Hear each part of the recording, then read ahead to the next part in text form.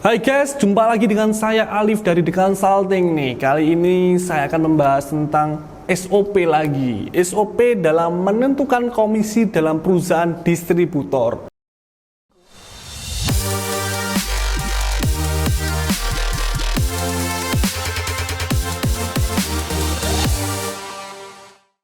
Coba koreksi, apakah di tempat Anda memiliki SOP yang bisa untuk menentukan komisi. Komisi siapa? Jelas komisi sales atau komisi pekerja lainnya. Oke ya. Saya jelaskan di sini komisi itu apa biar rekan-rekan sobat sukses ini paham. Komisi adalah bentuk imbalan untuk atas layanan yang diberikan atau yang dijual oleh sales. Oke ya.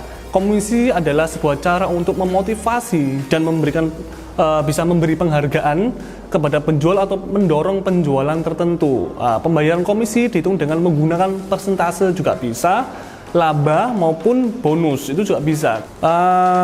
Komisi ini bisa digunakan yang udah saya sebutkan ada dua, yaitu bisa sales atau pekerja lainnya. Dalam apa?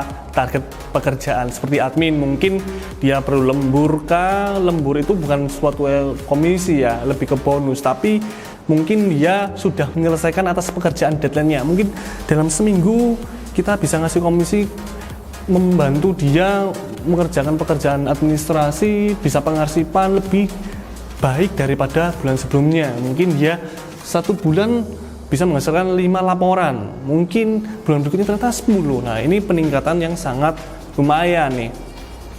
Di sini tuh kenapa lebih ke sales? Karena sales ini lebih dominan banyaknya komisi atas penjualan. Dari mana dasarnya? Pertama nih, dari penagihan penjualan. Kenapa kok bisa dari penagihan penjualan? Jelas, di sini kita juga memberikan tanggung jawab tidak asal menjual, tapi juga bisa menagih. Bisa ada perusahaan yang hanya jual saja, tapi tidak memperhatikan tagihan, itu juga ada. Ini tergantung kebijakan perusahaan, tapi saya memberikan arahan, rekomendasi untuk berdasarkan komisi dari penagihan penjualan, penagihan piutang. Itu juga bisa. Kenapa? Itu bisa mempermudah kita untuk cash flow-nya. Itu keuntungan sih, itu benefitnya salah satunya. Kenapa dari penagihan penjualan? Karena dari penagihan penjualan, misal saya jual, saya sales nih, saya jual sabun cair ya, seharga 1 juta. Nah, dari situ saya bisa memberikan ke pelanggan itu dengan termin 2 bulan untuk bisa melunasi piutangnya. Karena saya melempar ke barang itu ke pelanggan, dia bisa jatuh temponya 2 bulan. Setelah itu pelanggan bisa membayar saya 2 bulan. Oke, setelah 2 bulan kita lihat apakah saya ini bisa menagihnya juga, atau mungkin ada pihak yang bisa menagih. Biasanya kita lempar ke sales. Karena apa? Dia yang jual, dia juga bisa yang menagih. Untuk apa? Untuk dia bertanggung jawab atas pekerjaannya, tidak asal menjual atau menjanjikan sesuatu, tapi lebih ke penagihannya. Dari situ dasarnya salah satu. Mungkin ada pertanyaan nih dari Bapak Ibu sekalian yang sobat-sobat sukses. Pak, mungkin saya dari omset aja. Oke, itu juga bisa. Omset saya jual, karena dia bisa jual, akhirnya nggak ada piutang, tapi dia bisa jual secara kontan dan langsung pembayaran, itu juga bisa. Berarti dia sebagai penanggung jawab salesnya sudah baik. Karena apa? Dia tidak menghasilkan piutang, malah mendapatkan cash flow yang sangat baik selain dari mengutangkan barang itu. Oke ya. Kedua, untuk member pelanggan tetap, mungkin kita dasar komisi juga dari member pelanggan tetap. Kenapa? Karena selain saya juga jual, mereka juga jadi pelanggan tetap kita. Dengan apa? Dengan member, itu salah satunya. Dengan kita memberi member, dia juga mungkin bisa jadi dengan transaksi sekian Anda akan mendapatkan member. Nah, otomatis kita juga dapat komisi. Dari situ juga bisa pengenaannya. Atau mungkin dari selain member, kalau biasanya pegawai-pegawai yang di lembaga keuangan itu kayak bank, nah mungkin cari nasabah. Seperti itu sih cara untuk bisa menetapkan sales komisi untuk dari segi penjualan, yaitu dari member pelanggan tetap juga bisa. Yang ketiga mungkin dari proyek besar. Proyek besar itu seperti halnya mungkin lebih kayak bangunan ya. Seperti contoh, ketika bangunan ini bekerjasama dengan suatu proyek A, dia memberikan proposal bahwa ingin bekerja sama dalam satu pembangunan dengan ketentuan proposal sekian. Nah, di situ juga bisa mendapatkan komisi. Karena apa? Proyek ini bisa salah satu menjanjikan juga untuk sebagai komisi. Tapi juga dilihat apakah dia piutangnya sangat tinggi sekali, apakah bisa membayar, apakah dengan pihak yang benar saya. Itu tanggung jawab dari si sales. Itu penentuan berdasarkan komisi sales. Itu juga bisa dari goal proyek besar juga. Ada yang keempat juga mengenai tentang deadline penginputan. Nah, ini bisa di luar sales juga. Mungkin dari segi penginputan admin, accounting ya. Accounting bisa contoh kasus sederhana ya. Accounting bisa menyajikan laporan keuangan sebelum tanggal 10 bulan berikutnya.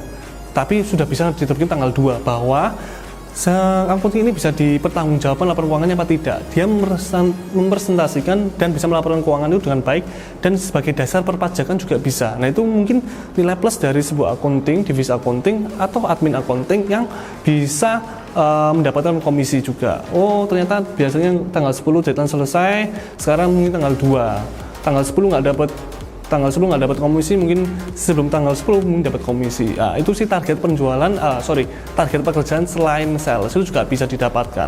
Nah, di sini teman-teman juga bisa belajar dari siklus SOP untuk dalam menentukan komisi itu sederhana. Pertama, kita tarik dari SOP penagihan. Nah, ketika SOP penagihan sudah selesai, sudah penagihan, maka alur berikutnya adalah cara mendapatkan komisinya atas si sales. Nah, maka dia akan melakukan dengan mengklaim bahwa saya sudah bisa menagih piutang ini dan sudah masuk bukti pembayarannya. Dari mana? Dari pihak accounting atau pihak finance. Ketika sudah mendapatkan bukti bayar klaim, konfirmasi ke pelanggan dan konfirmasi ke finance perusahaan bahwa sudah mendapatkan bukti bayar, bahwa pelanggan ini sudah membayar dengan baik, maka proses selanjutnya adalah merembes misalnya ya, merembes komisi. Merembes komisi ini bisa ke pihak finance juga untuk bahwa pelanggan ini sudah bayar dan sesuai dengan klaim-klaim dari finance, bukti bayarnya juga sudah ada, konfirmasi dari pelanggan tanda tangan juga ada, maka bisa diterbitkan bayar komisi ke sales. Nah, itu salah satu bentuk sederhana SOP untuk mendapatkan komisi. Itu juga bisa. Menentukan besarannya juga bisa, tergantung waktu dia bisa menagihnya. Di situ kan juga bisa. Semakin besar dia penagihan piutangnya, maka semakin besar juga ini komisi yang dia dapat. Dari apa? Dari klaim dari tanda tangan pelanggan maupun dari klaim finance atau accounting bahwa dia dapatkan bukti bayar, ini loh pelangganku sudah bayar. Setelah itu dia membentuk suatu kertas kerja dokumen bahwa dia sudah bisa menagih, baru cairkan, mungkin komisi bisa bisa dicairkan di bulan selanjutnya ke sales itu. Itu sih sederhana sekali untuk SOP komisi, tapi kontrolnya di mana? Pertama, kontrolnya ada di dokumen bahwa dia berhak konfirmasi tanda tangan atau stempel bahasa juga ke pelanggan, dan juga bisa konfirmasi kedua, double checknya ke pihak accounting atau finance bahwa sudah melakukan sudah melakukan pembayaran, pelanggan ini sudah melakukan pembayaran nih, buktinya mana. Nah, mereka juga harus dapat kopiannya juga atau bersifat foto media sosial maupun cetak di dokumen itu bahwa ditandatangani oleh finance dan sales dan pelanggan, selesai maka bisa dicairkan. Simple, itu kontrolnya di sana. Nah, mungkin kontrol yang lain selain sales tadi jelas ya untuk penagihan piutang ya untuk komisi. Sekarang komisi untuk deadline penginputan dari admin atau target pekerjaan. Nah, ini juga bisa dengan cara mungkin tadi contoh kasusnya saya sampaikan, yaitu tentang accounting bisa melaporkan atau menerbitkan laporan keuangan sebelum tanggal 10. Tanggal 2 atau tanggal 3 sudah bisa digunakan laporan keuangan itu. Nah, mungkin tanggal 3 ini kita bisa ngasih komisi berdasarkan apa? Pertama, dari pihak general manager atau PM, project manager atau direktur utama bahwa menentukan oh ini orang ini bisa sudah melaporkan dengan baik, bisa sebagai laporan keuangan valid perusahaan yang benar, maka direktur menandatangani laporan keuangan itu di tanggal sekian bahwa accounting ini bekerja dengan baik dan bisa melaporkan dengan baik. Maka setelah itu accounting prosesnya adalah mengajukan ke mencairkan ke GM, tandakan GM. Setelah GM selesai, langsung ke finance. Nah, bahwa laporan keuangan dengan berjalan dengan baik, terbit dengan sesuai dengan harapan, dan bisa memegang suatu gagasan dalam manajemen untuk menentukan langkah perusahaan kedepannya gimana, seperti itu. Simple sih SOP komisi ini. Semoga bermanfaat dan bisa Anda terapkan dimanapun bisnis Anda berada.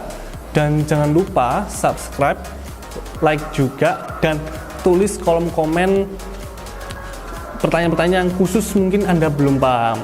Itu kita bisa rangkum di situ dan juga bisa menjawab di sana. Sekian dari video saya ya guys. Terima kasih. Ketemu di video selanjutnya.